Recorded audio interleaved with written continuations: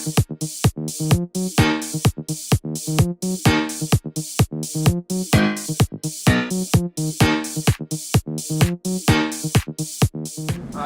Doctor Asif Dwivedi ji media के लिए समर्पित प्राध्यापक हैं। ये बात मैं इसलिए कह रहा हूँ क्योंकि मैं उनका विद्यार्थी हूँ। आप 20 वर्ष से अधिक समय से मीडिया के अध्यापन, शिक्षण, प्रशिक्षण से जुड़े हुए हैं। आपने डॉक्टर हरि सिंह केंद्रीय विश्वविद्यालय, हरि सिंह गौर केंद्रीय विश्वविद्यालय से संचार एवं पत्रकारिता में प्रावीण्य सूची में प्रथम रह करके स्नातकोत्तर की उपाधि प्राप्त की। वे जिस भी भूमिका में रहते हैं उसके दायित्व के साथ पूर्ण न्याय करते हैं। इस पुस्तक के लेखन में उन्होंने लेखकीय दायित्व को ईमानदारी और परिश्रम के साथ निभाया है। दायित्व के महत्व को प्रतिपादित करते हुए उन्होंने अपना शोध कार्य भी पूर्ण किया है और उनके शोध कार्य का शीर्षक था राष्ट्रीय दायित्व और हिंदी पत्रकारिता। इस विषय पर आपकी पीएचडी है। खेल पत्रकारिता पर एक वैसे वो बताएंगे, पर मैं बता देता हूँ, खेल पत्रकारिता पर उनकी इस पुस्तक का के बीज जो है उसी समय पढ़ गए थे जब आप ग्वालियर में शारीरिक शिक्षण संस्थान, रानी लक्ष्मीबाई शारीरिक शिक्षण संस्थान, डीम्ड यूनिवर्सिटी, आप उसमें खेल पत्रकारिता के अध्यापक थे। उसी समय आपने इस विषय में सोचना प्रारंभ किया था। तो उस समय से आप विगत 12 वर्ष से भी अधिक समय से एशिया के पहले और प्रतिष्ठित माखनलाल चतुर्वेदी पत्रकारिता विश्वविद्यालय से संबद्ध इंक मीडिया संस्थान का भी संचालन करते हैं। आप उसके संस्थापक निदेशक हैं। पत्रकारिता में उल्लेखनीय योगदान के लिए आपको मास्टर बलदेव प्रसाद सम्मान और पंडित जयनारायण दुबे पत्रकारिता सम्मान के साथ अनेक दूसरे सम्मान भी प्राप्त हुए। आप सामाजिक क्षेत्र में भी लगातार सक्रिय रहते हैं। आपकी सक्रियता को प्रणाम करते हुए आपको सादर मंच पर आमंत्रित करता हूं। प्रांगण में आकर मैं धन्य हुआ और मुझे लगता है इस पुस्तक की सार्थकता भी इससे अच्छा कोई अवसर है, इससे अच्छा कोई संस्थान, इससे अच्छी कोई पवित्र भूमि नहीं होगी जहां पर इस पुस्तक का विमोचन करने का मुझे सौभाग्य मिला। मैं इस विश्वविद्यालय के कुलगुरु आदरणीय प्रोफेसर केजी सुरेश जी को हृदय से आभार धन्यवाद प्रदान करता हूं कि उन्होंने ये अवसर दिया कि मैं आपके सामने आकर इस किताब पुस्तक को आपके सामने पेश कर सकूं, प्रस्तुत कर सकूं। उनका मैं आभारी हूं बहुत बहुत। एक बड़ा वैक्यूम था कि खेल को लेकर कोई ऐसी पुस्तक नजर नहीं आती थी जिसमें संपूर्ण चीजें खेल के एक साथ समाहित होकर एक बार में छात्रों के सब कुछ मिल जाए। तो इस प्रयास में मैं लगा था और मुझे करीब इसके लिए करीब 3 साल से मैं परिश्रम कर रहा था और 10 से ज्यादा विश्वविद्यालयों में जहां खेल पत्रकारिता का पाठ्यक्रम चलता है उनके मैंने सिलेबस डाउनलोड किए, सिलेबस निकाले। जिस तरह भारत का संविधान बनता है उस तरह से मैंने सबको समझ किया कि इसमें से क्या-क्या चीजें जरूरी है जो छात्रों के लिए मिलती नहीं, जिन विषयों पर बात होती नहीं है।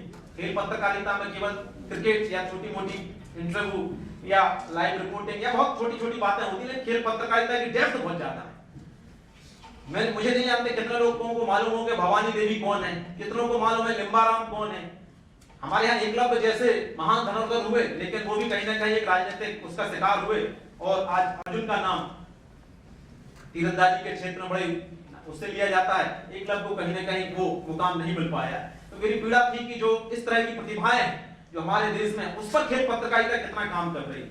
बहुत सी चीजें हैं, पॉलिटिकल इश्यूज भी हैं। मैंने छुट्टी को इसलिए बुलाया कि जेंडर इश्यूज बहुत जबरदस्त है खेलों को लेकर। एक महिला क्रिकेट खिलाड़ी को क्या मिलता है और एक पुरुष क्रिकेट खिलाड़ी को क्या मिलता है, उसका जब तुलना करते हैं, कितने लोग मनु भाकर को जानते हैं। बहुत सी गुमनाम प्रतिभाएं हैं खेल में।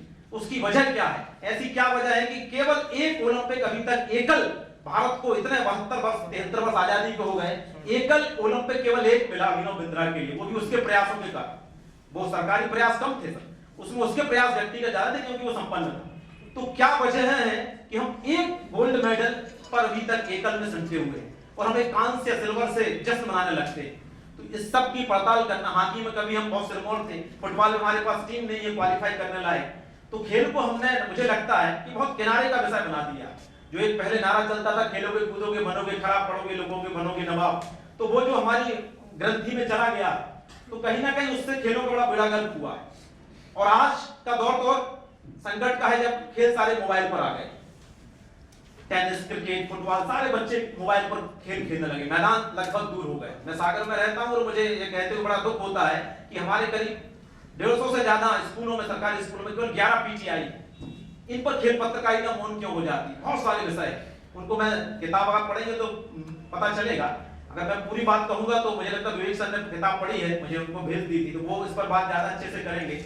लेकिन कुल मिला के मुझे ये पीड़ा जरूर है कि खेल को जैसा खिलौना पत्रकारिता, कई खेल पत्रकारों से मेरी बात हुई तो उन्होंने कहा इसको खिलौना पत्रकारिता कहा जाता है, मतलब खेल कवर करते हैं, मतलब बहुत हल्की सी चीज। तो खेलों के साथ जो सौतेलापन है, जो भेदभाव हमारे देश में हो रहा है, उस भेदभाव को दूर करने की जिम्मेदारी आखिर किसकी?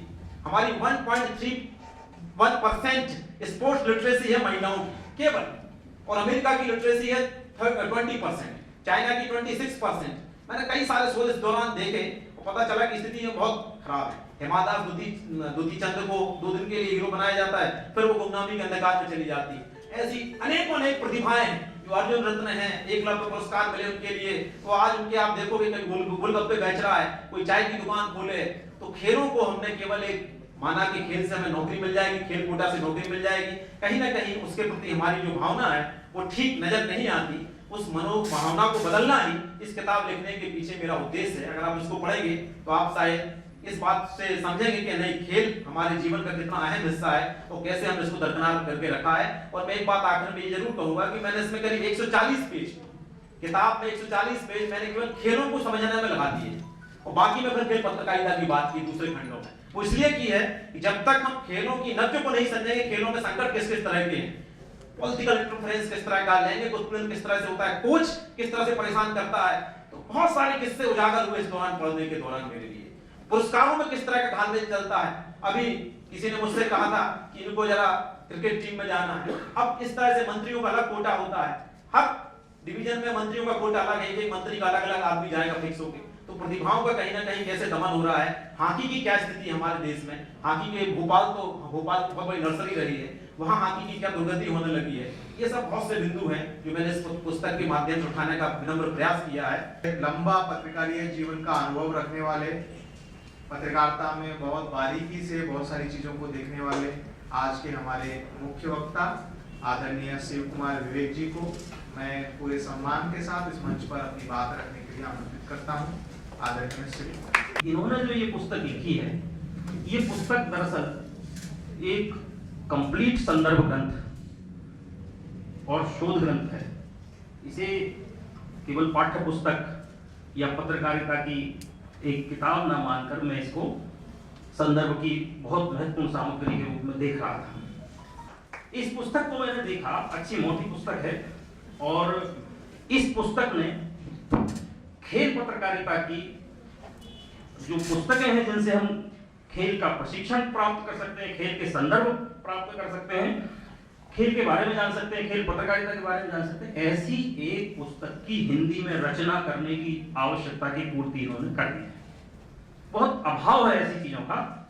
हम लोग जब अखबार में अलग अलग रिपोर्टरों से, अलग अलग डेस्क के साथियों से जब बात करते हैं, तो खेल के बारे में जब खेल के साथी से बात करते थे तो ये कमियां हमें महसूस होती थी कि उसे बहुत अच्छी तरह से कहीं प्रशिक्षण नहीं मिला है, या वो उसको उस नजर से अपने पन्ने को नहीं देख रहा है जैसा देखना चाहिए। तो उसे हम कैसे प्रशिक्षण दें, कैसे ट्रेनिंग दें, कोई किताब दे दें, उसे कहीं प्रशिक्षण के लिए भेज दें। तो इस किताब को पढ़ने के बाद मुझे लगा कि उन सारी कमियों को, जरूरतों को पूरी करती है। इसे मैं अगर ये कहूं कि ये खेल पत्रकारिता की इनसाइक्लोपीडिया है तो अनुचित नहीं होगा कहना, क्योंकि इनसाइक्लोपीडिया को हम हिंदी में कहते हैं विश्वकोश, मेरे ख्याल से सही है। विश्वकोश शब्द का मतलब ये है कि विश्व में जो कुछ है उस क्षेत्र में वो उसमें है। विश्वकोश का मतलब ये है, उस किताब में वो सब कुछ है जो विश्व में उस बारे में कहीं भी होगा। तो ये इस मामले में पत्रकारिता का, खेल पत्रकारिता का विश्वकोश मुझे लगती है कि इसमें सब कुछ है। ये इन्होंने खुद भी कहा है और मुझे भी महसूस हुआ है। इसमें खेल संस्थाओं के बारे में है, खेल पत्रकारों के बारे में है, खेल पत्रकारों के लिखे हुए लेख हैं, लैंगिक भेदभाव के बारे में है जैसा इन्होंने बताया। और हम लोग तो सिर्फ 2 ही विषयों पर बात करते थे, एक खेल की घटनाएं और उनके आयोजक, और दूसरे खेलों के पीछे जो राजनीति है। उसके और बहुत से पहलू कौन कौन से हैं जो उपेक्षित हैं, जिन पर चर्चा नहीं होती है या जिन्हें हम छोड़ देते हैं, वो सारे पहलू इन्होंने इसमें समेटे हैं। जैसे इन्होंने खेल पर बनने वाली फिल्मों का जिक्र भी किया है। हाल में बहुत सी फिल्में खेल के क्षेत्र में लोकप्रिय हुई, फिल्म इंडस्ट्री या फिल्म बनाने वाले लोगों के लिए धन्यवाद है इस मामले में कि उन फिल्मों के जरिए खेल के प्रति उन्होंने रुचि बढ़ाई। जैसे पान सिंह तोमर है या भाग मिल्खा भाग है, हमने उन खेलों की प्रतिभाओं के पीछे छुपी हुई जो जिजीविषा है और जो खेलने की जो इच्छा है, जो जज्बा है उनका, उसको हमने उन फिल्मों में देखा और वो जज्बा कहीं ना कहीं दूसरे को भी अनुप्राणित करता है, प्रेरित करता है, ऐसा मेरा मानना है। तो इसलिए दूसरा इन्होंने इस पुस्तक के लिए जो शोध किया है, जिसके कारण मैंने कहा कि ये संदर्भ ग्रंथ है। बहुत से ऐसे आंकड़े, बहुत सी ऐसी जानकारियां जो हम शायद गूगल में खंगा लेंगे तो तत्काल नहीं मिल पाएंगी, ऐसी चीजें ये इसमें समेट कर लाए हैं। जैसे मैं पढ़ रहा था उसमें कि मेरे मन में भी जानने की इच्छा थी, जिज्ञासा थी कि खेल संस्कृति दरअसल जहां है वहां खेलों में बड़ी बड़ी प्रतिभाएं निकलती हैं, तो हम खेल संस्कृति विकसित नहीं कर पाते हैं। तो खेल संस्कृति कहां है, कैसी है, मुझे इस पुस्तक से पता चला। जैसे नीदरलैंड का आपने जिक्र किया है कि नीदरलैंड एक देश है जहां घर घर में खेल की किस तरह से संस्कृति है, तो मुझे अपने प्रश्न का जवाब मिला। और अच्छी किताब वो वही है, अच्छा शिक्षक वही है जो हमारी जिज्ञासाओं का समाधान कर दे। दूसरी बात इसमें जो इनकी खूबी है कि इन्होंने कई अखबार जब पढ़े हैं और उनमें अच्छा जो लगा है उसके बहुत संदर्भ इन्होंने सहेजे। इस पुस्तक में उसकी कतरनें, उनकी क्लिपिंग्स, कटिंग्स इन्होंने लगाई हैं। जब कभी इन्हें अच्छा साक्षात्कार मिला है, जब कभी खबर का अच्छा शिल्प दिखा है, वो इन्होंने सहेजा है और वो इन्हें अपनी बात कहने के लिए एक मजबूत उदाहरण, एक दृष्टांत देता है। अब जो एक दिक्कत ये है कि अभी इन्होंने अपनी पुस्तक में भी लिखा है और चर्चा में भी आया कि भाई क्रिकेट पर बहुत बात होती है और दूसरे खेलों पर कम बात होती है। हम लोग जब खेल पन्ना निकालते थे, और खेल पन्ने के बारे में थोड़ा सा जिक्र करना चाहूंगा कि देखिए, हम लोगों ने जब पत्रकारिता में प्रवेश किया था तो आधा पन्ना या एक पन्ना खेल का निकलता था। खेलों के प्रति रुझान और रुचि कैसे बढ़ी है हम इससे समझ सकते हैं कि अखबारों में 2-2 पन्ने खेल के हो गए। हिंदी अखबारों में देखिए, अंग्रेजी में 5-5 पन्ने 6-6 आते हैं। हम अपने समाज की बात कर रहे हैं और बड़े शहरों में खेल का वातावरण है क्योंकि बहुत सी एकेडमी, बहुत सी संस्थाएं होती हैं, बहुत बड़ी आबादी होती है। लेकिन हम अपने शहरों में देखें तो देखिए, हिंदुस्तान तो इन्हीं शहरों से बना है। परीक्षा के जब परिणाम आते हैं, पीएससी के हों, यूपीएससी के, तो खबर ये छपती है कि छोटे कस्बों के और गांव के बच्चों ने प्रतिभा दिखाई है। तो सारा हिंदुस्तान 4 महानगरों में नहीं है, नगरों में है, कस्बों में है, गांव में है। और वहां खेल का कल्चर क्या है। मैं हरियाणा में रहा, अभी इन्होंने परिचय में बताया है, मेरा बड़ा अनोखा अनुभव था हरियाणा में। जहां से निकलते थे वहां गांव-गांव में व्यायामशालाएं रहती थी, दंगल हो रहे हैं, गांव का गांव उमड़ा हुआ है। रानी रामपाल हरियाणा की, रानी रामपाल का आपने जिक्र किया है। रानी रामपाल की कहानी हमने नजदीक से देखी तो बड़ी गजब की कहानी है। हम कहानी उनके जज्बे की लाते हैं, हम कहानी उनके संघर्ष की लाते हैं। हालांकि पत्रकारिता में ये कहा जाता है कहानी सबसे अच्छी रीडेबल चीज होती है। किसी भी खबर में अगर कहानी है, खिलाड़ी की अगर कहानी है तो खूब पढ़ ली जाएगी। तो हम कहानी फिर भी लाते हैं उनके संघर्ष की। लेकिन रानी रामपाल के गांव के माहौल की कहानी भी बहुत ही गजब है, अगर किसी ने पढ़ी हो तो। उस गांव की ये अनुसूचित जाति वर्ग की लड़कियां हैं और वो बहुत गरीब लोग, और सारी की सारी लड़कियां खेल खेलती हैं। और इसके पीछे एक कोच था, उस गांव का एक कोच था जिसने उन सबको, और उस कोच की बड़ी उपेक्षा करते थे, बड़ा प्रताड़ित था। तो उसने सवर्णों को और सबको छोड़ के वो निचले घरों की गरीब लड़कियों को सिखाना शुरू किया और उनमें से रानी रामपाल की। तो कहानियां हैं। तो ये बात है कि छोटे नगरों में खेल संस्कृति है। अब हमारी खेल पत्रकारिता क्यों विकसित नहीं हो पाई है इन शहरों में? एक पन्ना था, वो आज एक पन्ना है, 2 पन्ने हुए। अच्छी बात है कि महानगरों में, इंदौर में, भास्कर में, नई दुनिया में 2 पेज खेल के जाते हैं क्योंकि वहां खेल का वातावरण है। मध्य प्रदेश की खेल राजधानी है। भोपाल में भी 2 जाते थे, कभी कभी 1 हो जाता है, कभी 2 होते हैं, तो पेज बढ़े हैं। लेकिन खेल संस्कृति उस तरह से नहीं बढ़ी। अगर हम 4-5 दशक पुरानी बात करें, जब हम लोगों ने प्रवेश किया था तो अब 3-4 दशक हुए जा रहे हैं, उस तरह से नहीं बढ़ी। क्यों नहीं बढ़ी? तो खेल संस्कृति उस तरह से नहीं उसकी व्याप्ति वैसी नहीं हो रही है, इसलिए क्या खेल पत्रकारिता उस तेजी से नहीं बढ़ रही है? ये तो श्रुति जानती होंगी, बेहतर तरीके से बता पाएंगी, खेल की जर्नलिस्ट है। मैं तो लेकिन ये देखता हूं कि हम आज भी कई मामलों में हम उस तरह से नहीं कर पा रहे। मेरे एक मित्र हैं जो कह रहे थे कि मैं खेल का पहला फुल टाइमर सब एडिटर था। प्रशांत राज चौधरी हैं इंदौर में, नई दुनिया के, और खास करके नेशनल स्पोर्ट्स एडिटर रहे। वो कह रहे थे कि मैं पहला फुल टाइम सब एडिटर था। राजेंद्र माथुर जब नई दुनिया के संपादक थे तो उन्होंने कहा कि पार्ट टाइम से नहीं चलेगा खेल का पन्ना।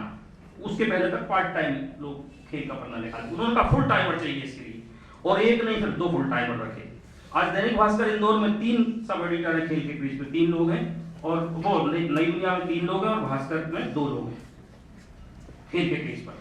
तो ये अच्छी बात है कि लोग बढ़े हैं, पन्ने भी बढ़े। लेकिन दूसरी तरफ खेल पत्रिकाएं बंद हुई हमारे मध्य प्रदेश में। मैं मध्य प्रदेश के संदर्भ पर आ रहा हूं, इस किताब से भी थोड़े से। आपने राष्ट्रीय संदर्भों में बहुत अच्छी बातें लिखी हैं, खेल पत्रिकाओं का भी जिक्र किया है, खेल घरानों का भी जिक्र किया है इन्होंने, और मजेदार बात यह खेल की आनुवंशिकी का जिक्र किया है। ये बहुत मेरे लिए नया चैप्टर था, खेल की आनुवंशिकी, बोले आनुवंशिक रूप से खिलाड़ी कैसे आ रहे हैं, तो ये नई बात थी, नया चैप्टर था। लेकिन मध्य प्रदेश में जो खेल की राजधानी कही जाती है उसमें 3 पत्रिकाएं खेल की निकलती हैं। एक खेल हलचल थी जिसे नई दुनिया ने निकाला था, एक अखबार समूह ने। एक खेल प्रेमी थी जिसे एक उद्योगपति ने निकाला था, और एक और पत्रिका का नाम बोल रहा हूं जिसे किसी युवा ने निकाला था, या मेरे पास होगा। तो ये जो पत्रिकाएं हैं खेल दुनिया, तीनों पत्रिकाएं बंद हो गई। तो खेल पत्रिकाएं बंद क्यों हो गई? हो सकता है ये शोध का विषय है, हो सकता है उनको विज्ञापन नहीं मिले हो, खेल के पेज पे लोग विज्ञापन नहीं देते। ऐसा आपने जिक्र भी किया है अपनी किताब में कि खेल के लिए विज्ञापन देने वाले, तो खेल के बदले विज्ञापन नहीं रहते हैं, ये अच्छी बात है, वो जानबूझ के नहीं रखे जाते हैं। जैसे संपादकीय पेज बिना विज्ञापन का है कि ताकि फुल पेज रहे, खेल का पेज भी फुल पेज रहता है बिना विज्ञापन के, ये अच्छी बात है। लेकिन खेल पत्रिकाएं बंद हुई। तो ऐसे ही आपने अभी हॉकी को जिक्र किया, हॉकी कि भोपाल हॉकी की नर्सरी मानी जाती थी, आज नहीं है।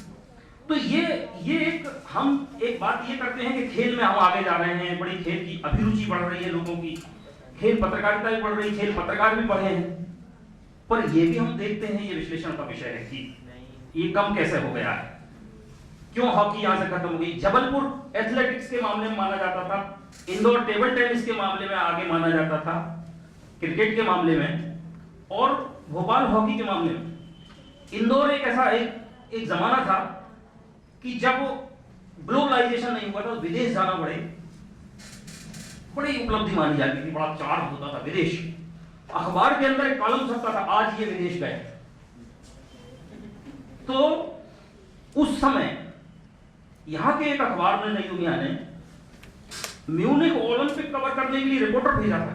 बहुत बड़ी बात उस समय मानी जाती थी कि किसी अखबार ने खेल को कवर करने के लिए इतना खर्च करके यहां से रिपोर्टर भेजा। उसके बाद फिर 2 रिपोर्टर भेजे गए किसी आगे के दूसरे ओलंपिक में। तो अभिलाष जी और अशोक कुमार गए थे, अभिलाष खांडेकर और अशोक कुमार कवर करने के लिए 1992 का। तो ये हमारे मध्य प्रदेश में, मध्य प्रदेश की खेल पत्रकारिता के जो गौरव वाला अध्याय है वो मैं बता रहा हूं और जोड़ रहा हूं इस अवसर पर। तो ये हमारे मध्य प्रदेश का खेल का परिदृश्य था। आपने खेल पत्रकारों की सूची लगाई है, उसके जरिए मुझे कई बड़े बड़े नाम उसमें देखने मिले। मध्य भोपाल में एक नाम आपने लिखा है जो खेल का अखबार निकालते हैं साथी।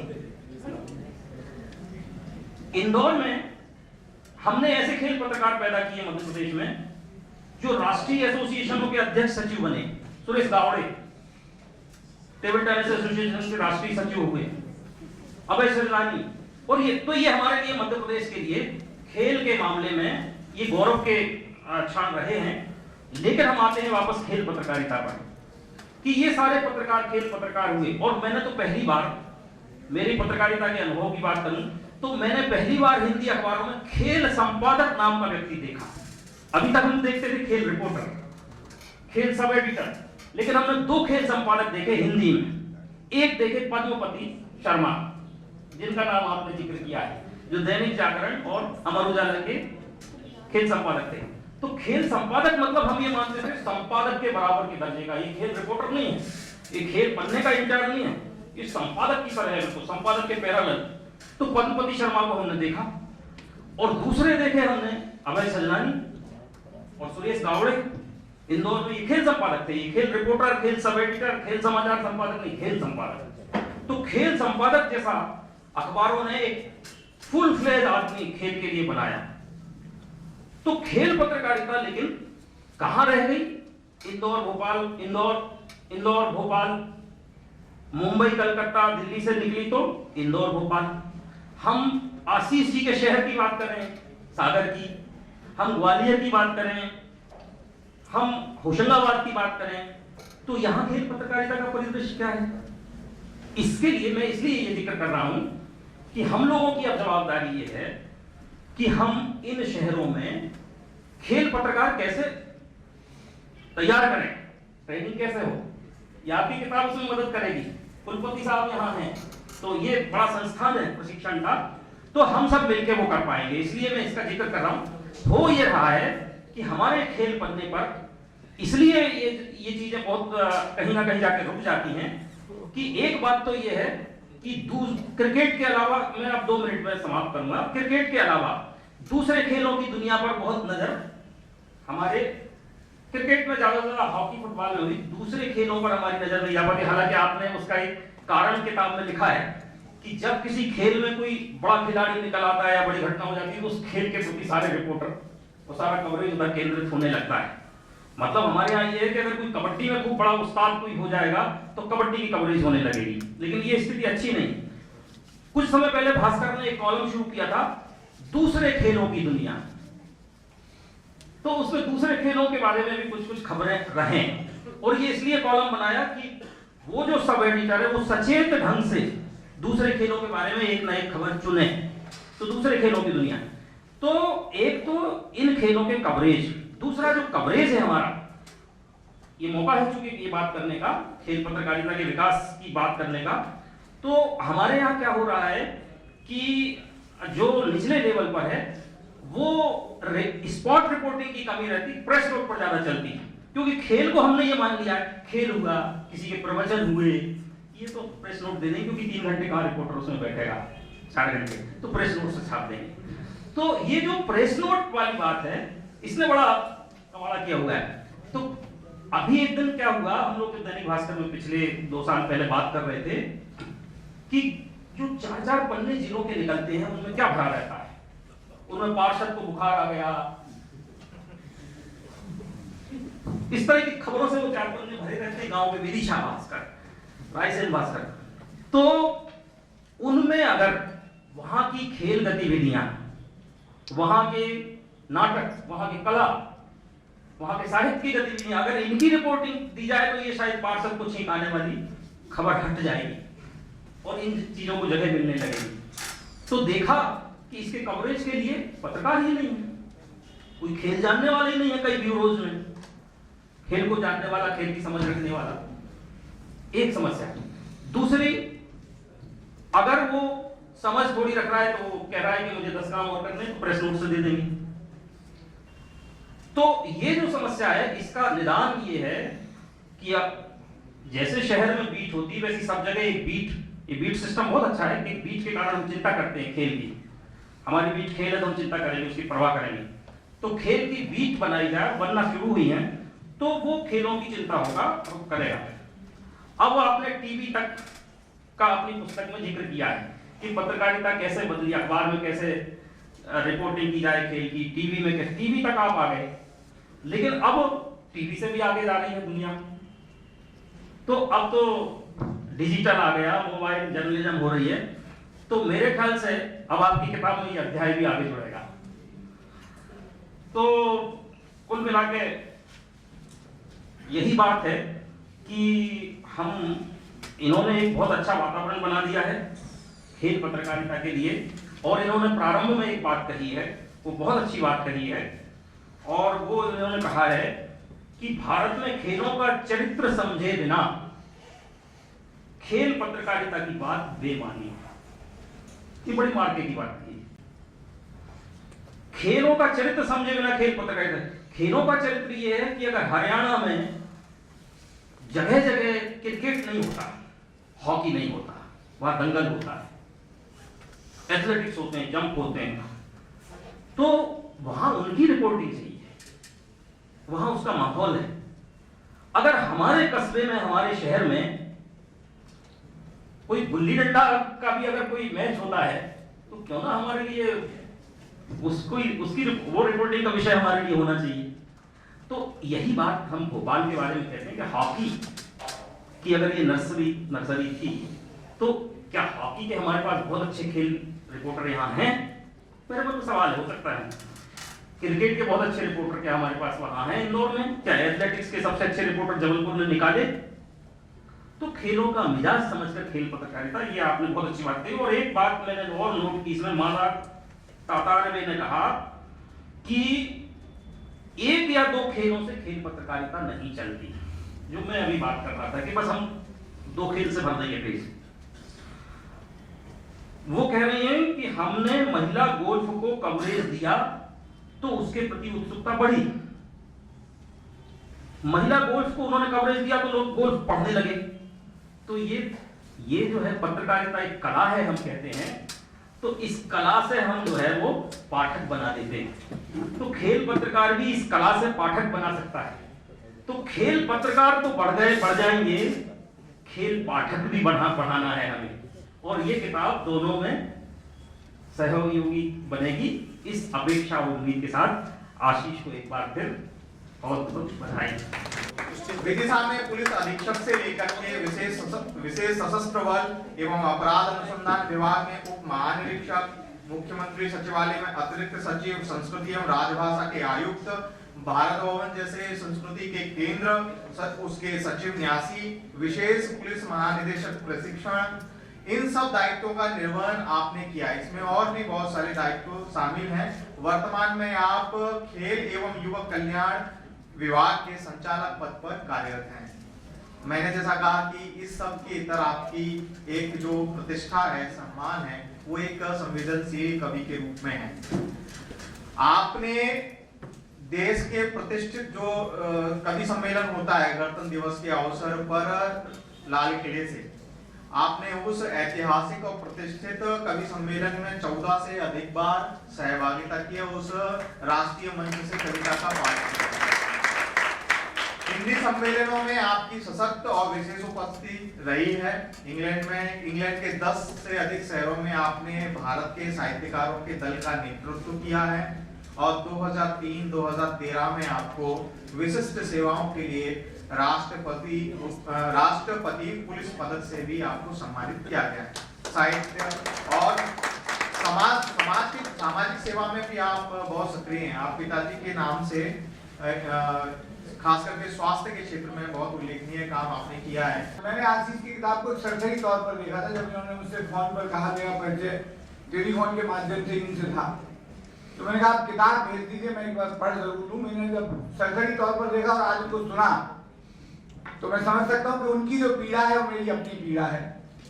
मैं कवि मंचों पर 42-43 साल से हूँ। मैंने पहले बाल कवि के रूप में राहत चौधरी साहब के साथ मैंने कविता पढ़ी थी और 30 साल से मैं खेल समीक्षा लिखता हूँ, कभी भास्कर में, कभी जागरण में और बहुत सारी मैगजीनों में। उनके जो पूरे मैंने जो सुना और जो कुछ मैंने थोड़ा पढ़ा, मैं मान सकता हूँ कि उनकी पीड़ा और मेरी पीड़ा में कोई अंतर नहीं है, क्योंकि मैं खेल प्रेमी हूँ दोस्तों। बचपन से एक काम पूरी शिद्दत से करता हूँ कि सबसे पहले मैं खेल का पन्ना पढ़ता हूँ और मेरे जैसे करोड़ों भारतीय होते हैं, उनकी आंखों में खुशी के आंसू होते हैं जब खेलों के सबसे बड़े ओलंपिक में जनगण मन की धुन पर तिरंगा ऊपर जाता है और उसके नीचे एक हिंदुस्तानी मुस्कुराता है।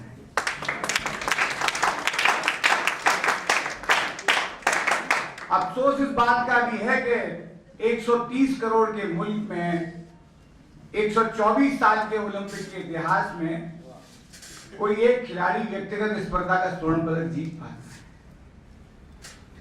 हॉकी जिसको हम लोग राष्ट्रीय खेल तो कहते हैं, 1980 में जब हमने ओलंपिक में जीता था स्पेन के खिलाफ, तब दुनिया के सारे बड़े देश उस ओलंपिक में हॉकी खेलने नहीं आए। तो कहीं ना कहीं हमें लगता है कि चीन कई दशकों तक ओलंपिक में नहीं गया, लेकिन जब गया तो पूरी ताकत के साथ। आज वो खेलों की महाशक्ति है। हम लोग ये कहते हैं कि भारत महाशक्ति बनेगा, विश्व शक्ति बनेगा। हम केवल आर्थिक की बात करते हैं, हम उस विकास की बात करते हैं जो सर्वांगीण विकास नहीं कहा जा सकता। कोरोना काल ने हमें सिखाया है कि अगर हमारा इम्यून सिस्टम मजबूत होगा तभी हम आने वाला कल देख पाएंगे। तो कभी बहुत पहले कहावत थी कि wealth is lost, nothing is lost. Character पे मैं बात ही नहीं करना चाहता। Health is lost, everything is lost.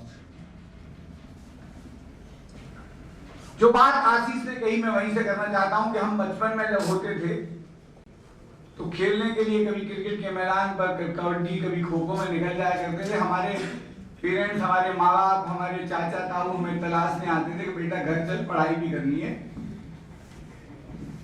पढ़ोगे नहीं तो कुछ नहीं हो पाएगा। लेकिन 50 साल बाद दौर बदल गया है। मैं खेल संचालक के रूप में भी और खिलाड़ी के रूप में मैं भारत मध्य प्रदेश पुलिस की बैडमिंटन टीम का पिछले 25 साल से कप्तान हूं। तो मैं कह सकता हूं कि अभी मेरे पास रोज सैकड़ों अभिभावक आते हैं। वो चाहते हैं कि बच्चे खेल के मैदान पर आए। उनको लगता है कि बच्चा स्मार्टफोन, कंप्यूटर, इंटरनेट में घर से बाहर नहीं निकल रहा है। तो ये दौर खेलों के लिए स्वर्णिम हो सकता है। कोरोना काल को हम लोग अवसर में बदल सकते हैं। ये जो बात की है हमने कि भारत में खेलों की जो दुर्गति रही है, इस किताब में बहुत अच्छे से उसको, आप किताब पढ़ेंगे तो आपको लगेगा कि भारतीय खेलों के इतिहास की एक पूरी कहानी सुन रहे हैं। 5 खंडों की ये किताब है और इसको आप एक संदर्भ ग्रंथ और शोध ग्रंथ भी मान सकते हैं। हम लोग साहित्य, कविता और कला की बात करते हैं। जब भी किताब आती है तो मैं कहता हूं कि पुस्तक 2 तरह की होती है। एक पुस्तक वो होती है जो पुस्तक से पुस्तकालय तक की यात्रा करती है, और एक पुस्तक वो होती है जो उस तक जाती है। पुस्तक की किताब है ये, जिसको आपको पढ़ने में अच्छा लगेगा। और आशीष को जब मैंने सुना तो उनको पढ़ना और सुनना दोनों बहुत सुखद है। तो वो पुस्तक और पुस्तक के बीच उनकी किताब एक सेतु का काम करती है। वसीम बरेलवी जी ने कहा था बहुत पहले, कौन सी बात कहां कैसे कही जाती है, ये सलीका हो तो हर बात सुनी जाती है। तो ये किताब उन्होंने पूरे सलीके से लिखी है। लेकिन मैं कुछ चीजों पर आपको इसलिए रेखांकित करना चाहता हूं कि पिछले 1 दशक में हिंदुस्तान में खेलों की दशा और दिशा बदली है। उस पर गौर करने की जरूरत है। श्रुति ने जो कहा मैं उससे सहमत भी हूं लेकिन असहमत भी हूं। मैं केवल एक उदाहरण देना चाहता हूं। हिंदुस्तान में सबसे ज्यादा कमाई करने वाली महिला खिलाड़ी कौन है? आप में से बहुत सारे लोग उस नाम को जानते हैं। अभी जिनको विज्ञापन मिलते हैं सबसे ज्यादा वो पीवी संधू है। और मैं हिंदुस्तान की और उनके परिवेश की बात करता हूं। अभी ताई जू यंग है, कल उन्होंने पीवी संधू को 16वीं बार हराया है। 21 मुकाबले में पीवी संधू उनसे 16 बार हारी है। कैरोलिना मारिन है जो कि दुनिया की बड़ी खिलाड़ी है, वो स्पेन की हैं, ताओ जिंग ताइवान की हैं। और कैरोलिना मारिन के नाम वो सारे खिताब हैं। ओलंपिक फाइनल में पिछली बार उन्होंने पीवी संधू को हराया था। लेकिन कैरोलिना मारिन को और ताओ जिंग को स्पेन और ताइवान में उतने लोग नहीं जानते हैं जितने पीवी संधू को अकेले हैदराबाद में जानते हैं। ये भारत की खेलों के प्रति ललक है। क्रिकेट की बुराई मैं बहुत सुनता हूं, मैं भी उससे बहुत सहमत नहीं हूं। मैं जब बचपन में था तो मैं खेलों को पढ़ता था, पन्ना तलाशना पड़ता था, खेल कहां आते हैं। ये क्रिकेट है जिसके कारण हम खेलों को पहले पन्ने पर पढ़ते हैं।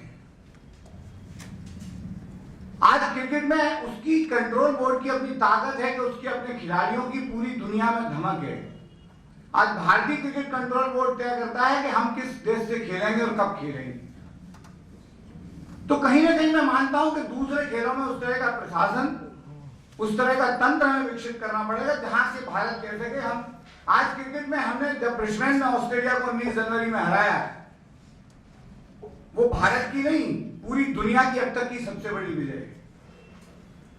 हमने क्रिकेट के धुरंधर देश को 9 नौसिखिए खिलाड़ियों के साथ उनकी सारी धुरंधर टीम को उनके उस मैदान पर जहां 32 साल से कोई विदेशी जीत नहीं पाया था, वहां से जीत कर लौटे।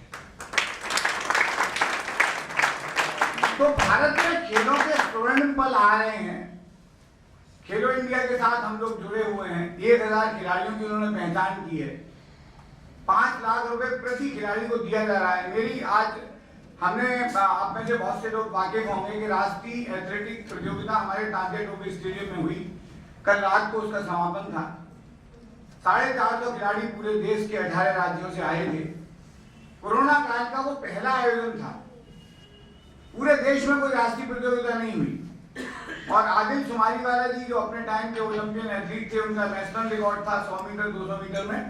12 साल तक उसको कोई तोड़ नहीं पाया था। वो राष्ट्रीय एथलेटिक फेडरेशन के अध्यक्ष भी हैं। टाइम्स ऑफ इंडिया और मिड डे में वो एडिटर भी रहे हैं। उन्होंने कहा कि इतनी अच्छी खेल सुविधाएं जो भोपाल में है, हिंदुस्तान के बहुत कम शहरों में। और आज मुझे एशियाई चैंपियनशिप करानी हो तो मैं सबसे पहले कहूंगा कि वो भोपाल में होनी चाहिए। तो खेलों का परिदृश्य बदल रहा है और मैं मानता हूं कि कोरोना काल अवसर है। आशीष की जो पीड़ा है वो अपनी जगह वाजिब है कि 70 साल में हिंदुस्तान में खेल उस तरह के नहीं रहे। हम लोग जब भी हमारे ओलंपिक खेल होते हैं, ये इस तरह की महामारी है जिसका सामना शायद हमारी आने वाली पीढ़ी करे या ना करे। मैंने तो अपने जीवन काल में पहली बार किया है। ओलंपिक पहली बार स्थगित हुए थे विश्व युद्ध के कारण, और ये दूसरी बार है कि जब ओलंपिक स्थगित हुए। 1918 में कोई महामारी आई थी स्पेन में, जब दुनिया इतनी जुड़ी हुई नहीं थी, तब करोड़ों लोग काल कलवित हुए थे। लेकिन ये पहली महामारी थी, एक अदृश्य वायरस था। 750 करोड़ लोग कोनों में डरे और दुबके हुए थे। अभी भी पूरी तरह से हमने निजात नहीं पाई है। तो ये निश्चित रूप से एक ऐसे संकट का समय है जहां हमें लगता है कि खेल हमें इस संकट में नई राह दिखा सकते हैं।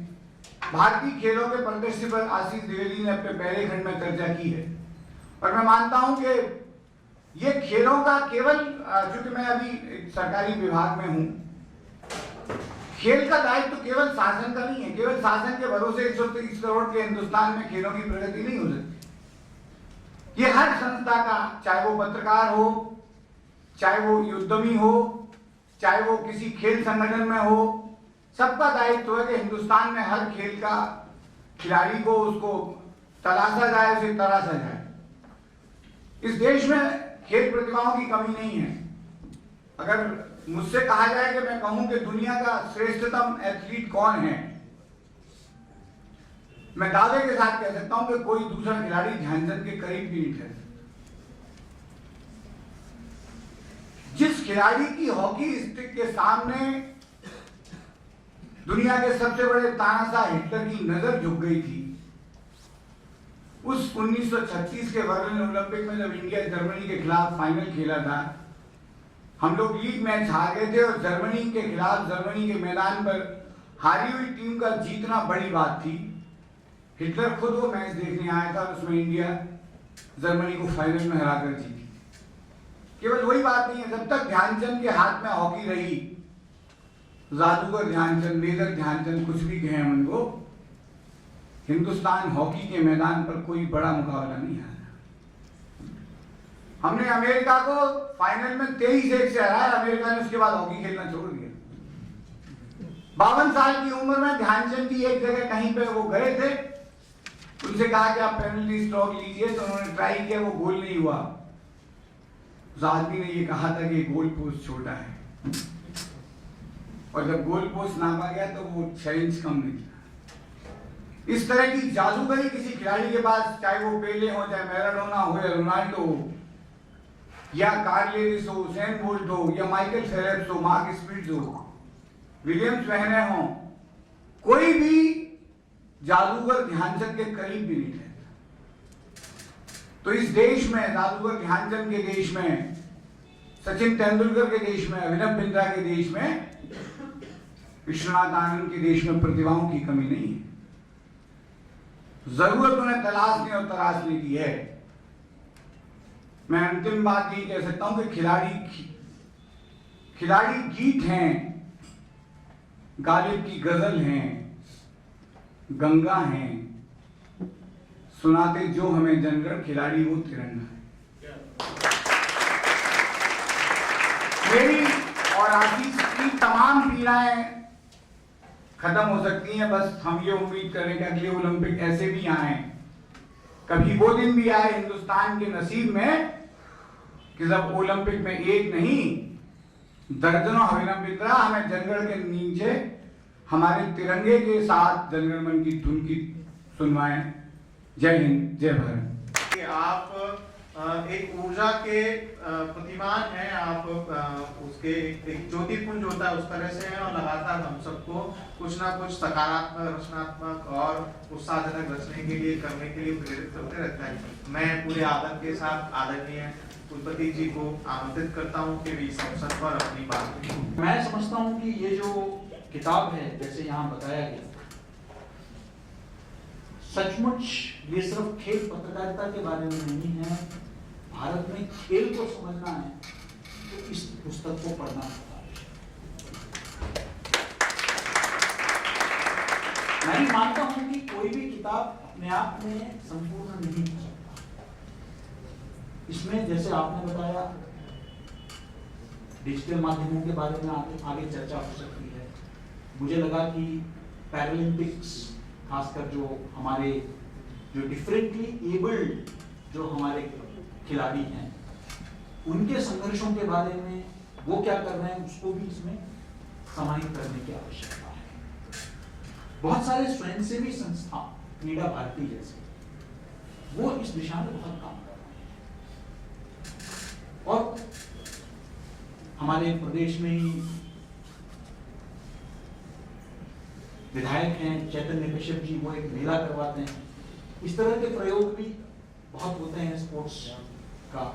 तो इस तरह के जितने विभिन्न प्रयास देश भर में कई खिलाड़ियों ने अपनी तरफ से कई पहल कर रखी है, कई एकेडमी चलाते हैं। तो और वही नहीं, मेरा ये मानना है कि हम प्रतिस्पर्धा की बात करते हैं तो हम स्टेट लेवल, नेशनल लेवल की बात तो करते हैं, लेकिन खिलाड़ी जो तैयार होता है वो inter school, inter college, inter university, inter locality, inter city, इस तरह के जो खेल होते हैं उसको भी महत्व बहुत मिलना चाहिए हमारे अखबारों में, मेरा ही मानना है। क्योंकि वहीं से खिलाड़ी उभर के आता है।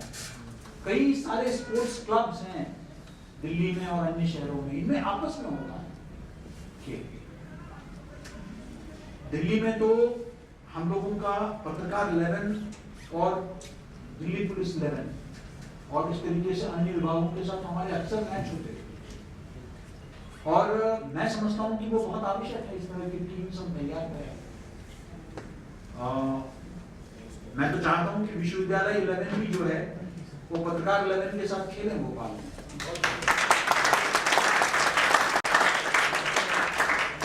इस तरह के स्पोर्ट्स को हमें प्रोत्साहित करने की आवश्यकता है। और ये ग्रासरूट लेवल पर हम कैसे कर सकते हैं। पारंपरिक जो हमारे जो, इसमें कोई दो राय नहीं, क्रिकेट मैं सहमत हूं जो यहाँ पवन जी ने बताया कि हम अक्सर क्रिकेट को दोषी दिखाते हैं। अब उन्होंने अपने आप को साबित किया है, बाकी लोग नहीं कर पा रहे हैं, तो फिर आप उन पर आरोप लगाने का कोई, ये जो राजनीतिकरण हुआ है स्पोर्ट्स बॉडीज का, जिसके चलते वहां भी हम एक परिवारवाद देखने को मिलता है, उससे हटके बहुत आवश्यक है कि ये स्वतंत्र बने।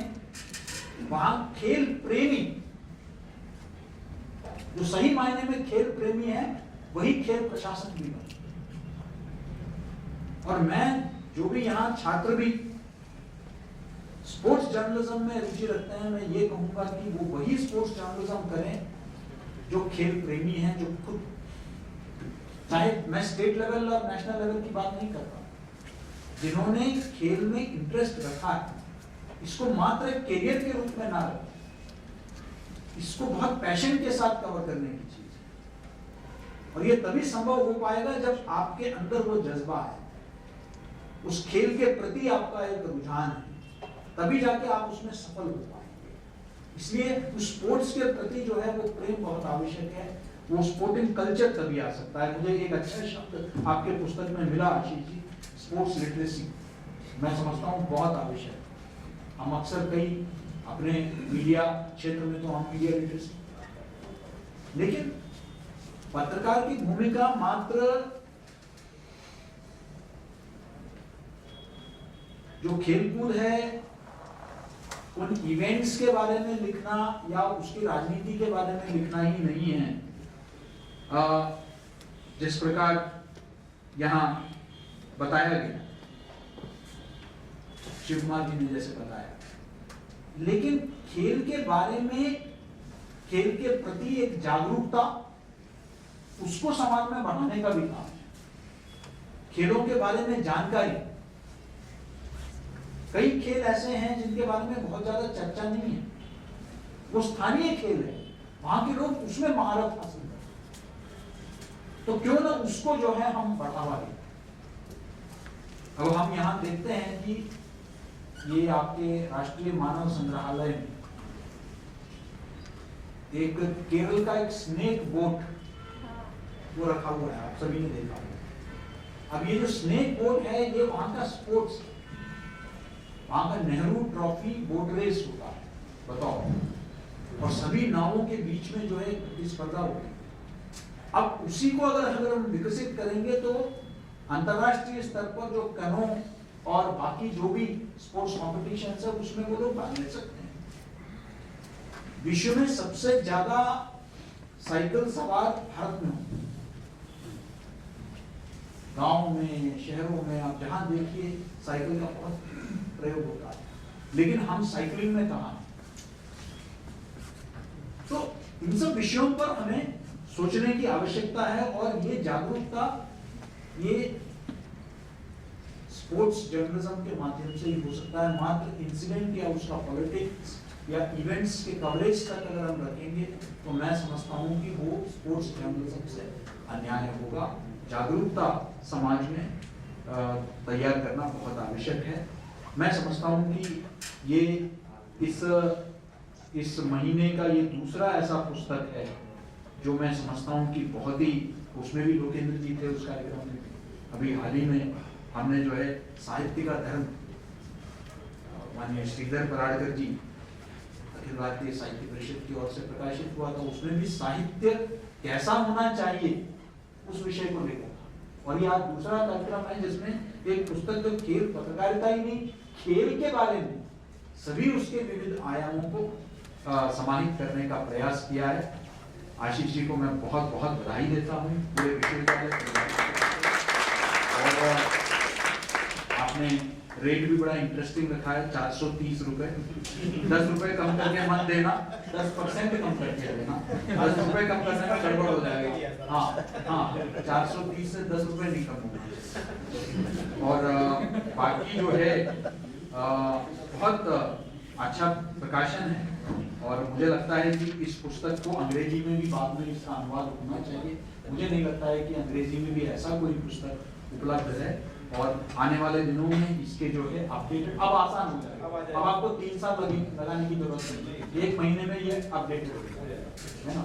हर वर्ष इसका जो है रिवाइज्ड जो एडिशंस हैं उसको आप लेके आ सकते हैं।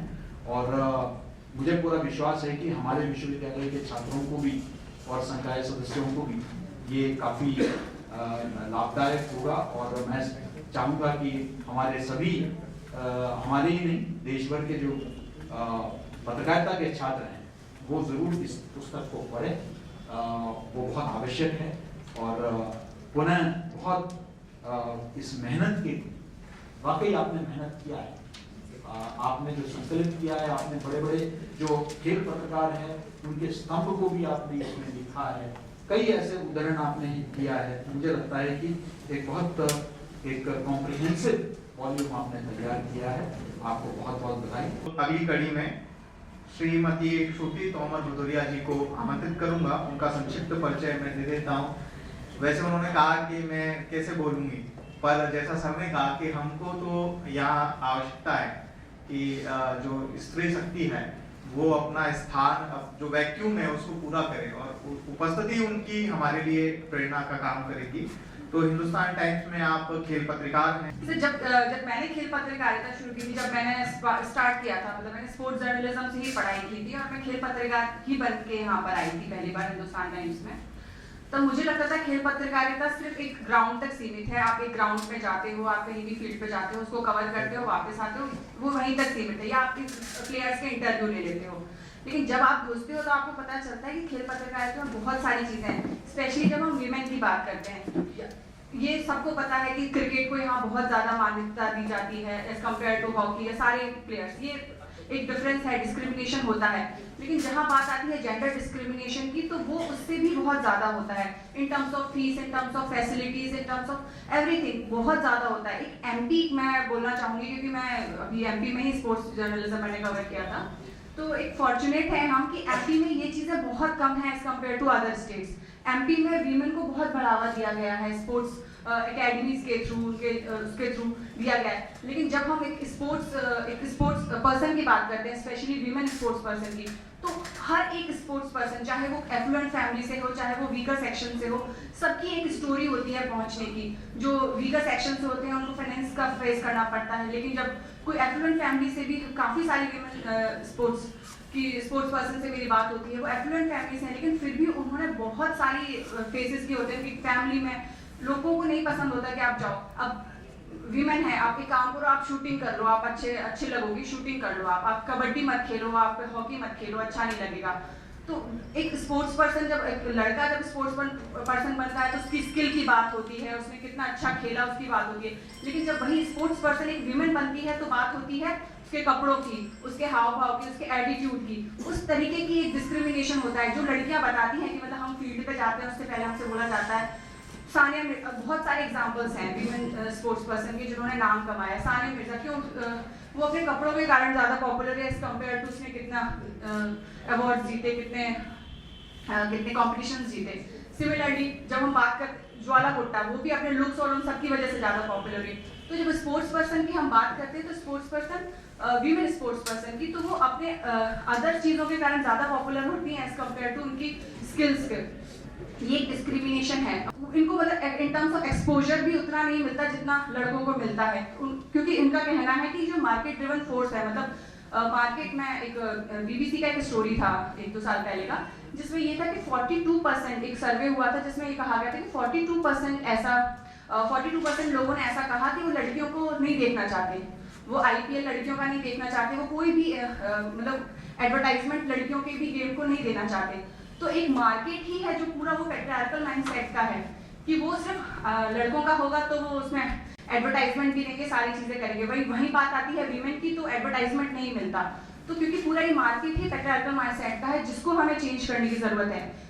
लास्ट ईयर न्यूयॉर्क में, ये ऐसा नहीं है कि सिर्फ ये मतलब इंडिया तक ही सीमित है, ये बाहर भी है। लास्ट ईयर न्यूयॉर्क में कुछ लड़कियों ने इसमें पिटीशन दायर किया था जेंडर डिस्क्रिमिनेशन को लेकर। मुझे लगता है इंडिया में भी इस तरीके की चीजें होनी चाहिए, तो एक डिफरेंस खत्म होगा और ज़्यादा से ज़्यादा वीमेन आगे आकर काम करना चाहेंगी। आई थिंक ये एक चीज़ है।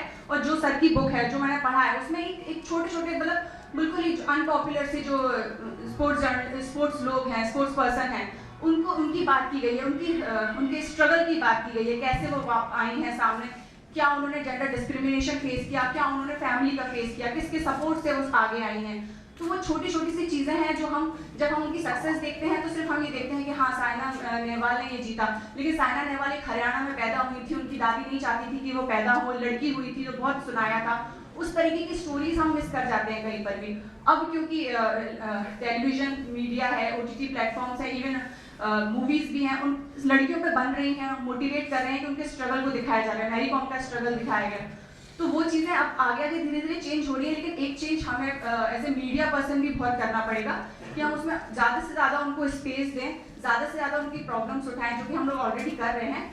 तो आई थिंक ये चीज़ें चेंज होंगी। और सर की बुक एक अच्छा उसमें प्रयास है चीज़ों को बताने के लिए कि कैसे चीज़ों को चेंज होना चाहिए। Thank you so much.